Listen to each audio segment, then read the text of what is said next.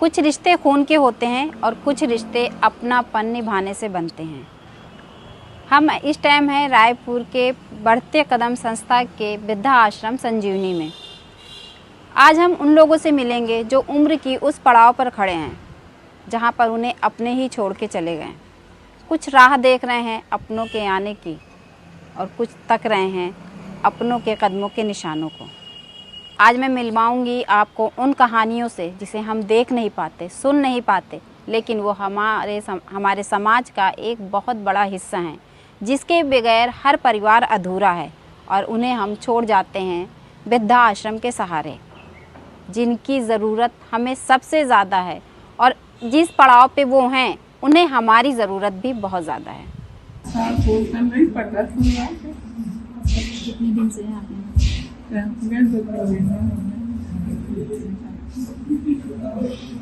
पहले कहाँ से आए? लड़की थी यहाँ से। यहाँ एक बहू है, दोनों नहीं लगती यहाँ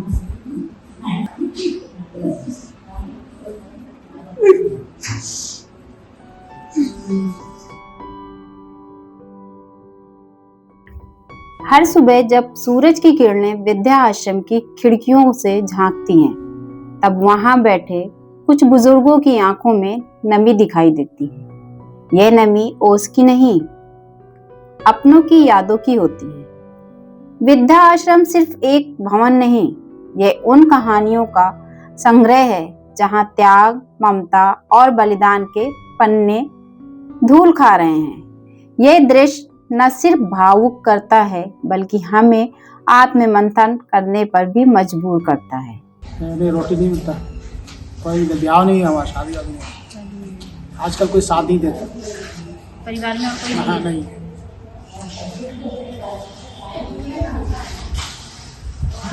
परिवार वाले कोई हैं जो मिलने आते हैं आपसे? कोई नहीं आता है, तो मगर कोई नहीं आता, भाई भाई आते तो मिलने नहीं आता। एक साल से आप जब से तो कोई नहीं है। आपको कैसा लगता है यहाँ पे? अच्छा,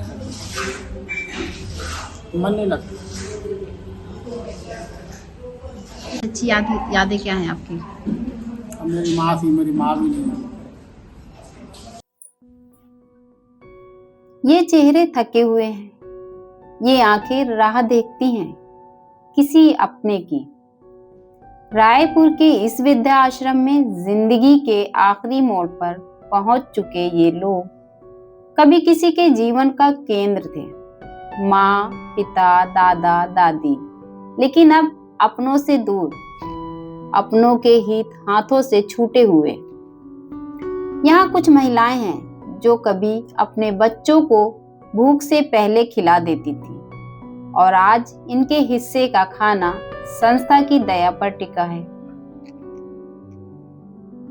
कुछ पुरुष हैं चुपचाप बैठे हुए हैं, कुछ रोते नहीं हैं मगर उनकी आंखें बता देती हैं कि कितनी बार अंदर से टूट चुके हैं, और ऐसे कुछ हैं जो बिन शब्द बोले फपक पड़ते हैं, जैसे बरसों की चुप्पी एक साथ फूट पड़ी हो। जहाँ इंसान माहौल नहीं बना सकता वहाँ से हट जाओ, है ना। जहाँ अपने को पसंद है वहाँ रुक जाओ। है सब यहीं आते जाते मिलते, बेटा बहुत सब। अब जिंदगी जी रहे हैं तो करवट बदलना ही पड़ेगा ना। कोई कब कहाँ क्या हो जाए कोई नहीं बता सकता है। देखना अलग है और आदमी आके रहना, अनुभव करना वो अलग हो जाता है।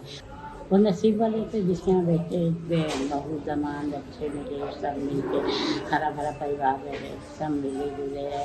वो उस परिवार को भी देख के खुशहाली होती है और इधर छोड़ रहे बिछा दे वाले उसमें भी दुख महसूस होता है। बाकी आदमी दुख को ही नहीं पकड़ता है ना, चलती है जिंदगी, हंसी खुशी गुजारता है, जब आए तो समेटना ही पड़ेगा। क्या हमारी व्यस्त जिंदगी वाकई इतनी महत्वपूर्ण हो गई है कि हम उन लोगों को भूल जाएं जिन्होंने हमें जीना सिखाया?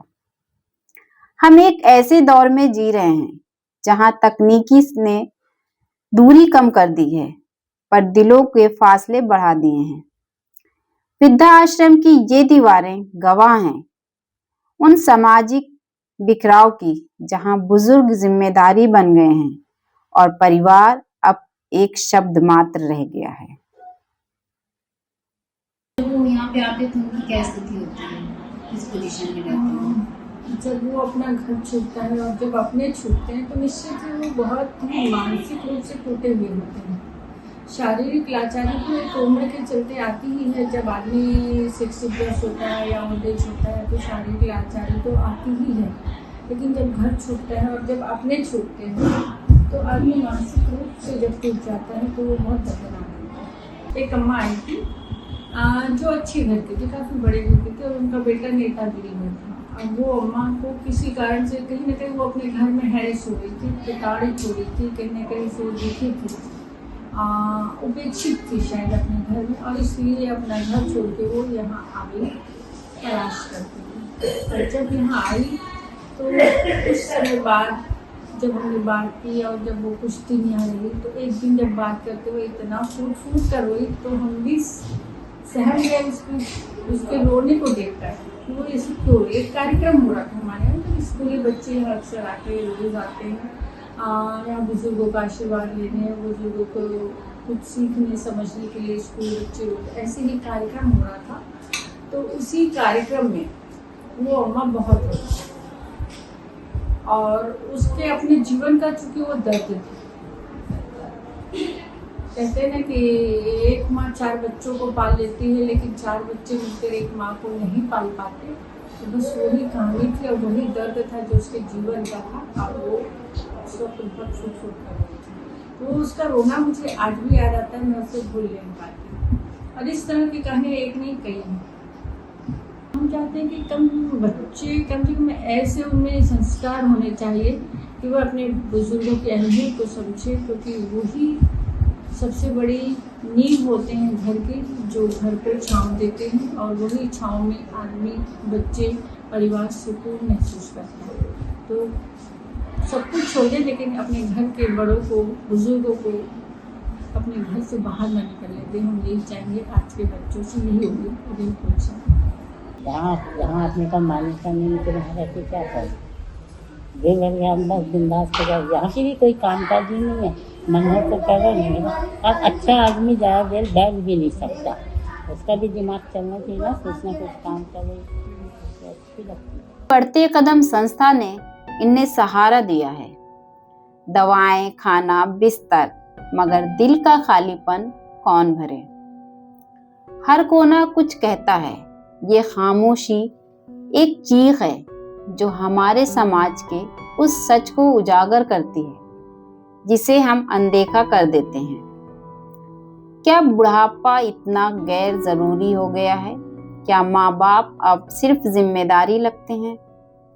हम कहते हैं माँ भगवान होती है, बाप छांव देता है, लेकिन क्या ये भगवान को यूं ही अकेला छोड़ दिया जाता है?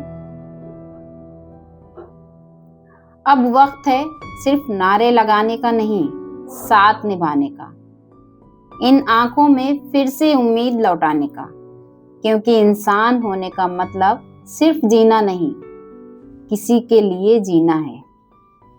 खबर लहरिया, आपकी खबर, आपकी भाषा।